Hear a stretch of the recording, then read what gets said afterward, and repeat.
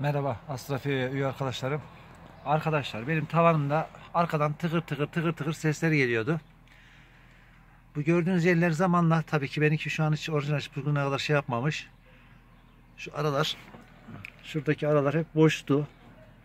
Çok boştu. Bunlar da şu tavandan vurunca tak tak ses yapıyordu. Bu gördüğünüz şeyi tavanı ben 3 yerine koydum. Şuraya da koydum. Bu şekilde. Ses olayını bitirmek için. Yani yalıtım mı desek, ses yalıtımını kesmek için kestik, yaptık şuraya kadar. Arkası işte bayağı zor sökülüyormuş. Ben de ilk defa denedim. Bugün boştu. Bugün deneyim dedim. Bugün komple söktüm bu şekilde. Birazdan tavan döşememi tekrar takacağım. Tavan döşemeci zaten bir kere bugüne kadar hiç değişmemiş.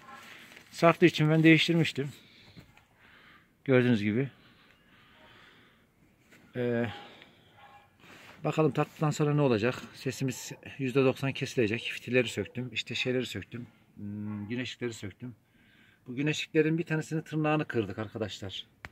Bu güneşliğin tırnağını nerede bulabilirim? Yorumlarda benim videomu izleyen arkadaşlar olursa nerede bulacağıma bana linkini atsın. Ya da şeyini atsın, ben oradan alayım. Ve buradan herkese yine çok teşekkür ediyorum. Görüşmek üzere. Herkesi selamlıyorum. Ve arkadaşlar taktıktan sonra da tekrar çekeceğim ve bu videoyu onunla beraber birleştireceğim. Bakalım nasıl duracak. Arkadaşlar tavan döşememize taktık. Allah'ın izniyle kazası belasız. Gördüğünüz gibi tavanım, şöyle göstereyim. İşte buralarına kadar taktım. Takarken şu tırnağı kırdım birini.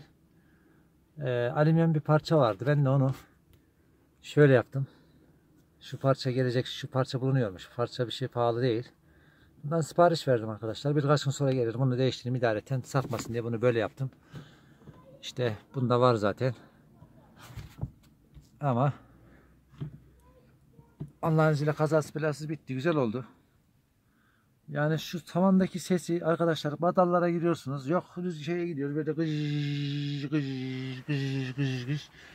Yani gerçekten çok rahatsız edici bir sesti. Zaten aracımın hiçbir yerine ses gelmiyordu. Şimdi çok daha iyi oldu. Herkesi buradan selamlıyorum. FYS arkadaşlarım. Görüşmek üzere. Her şey gönlünüzce olsun.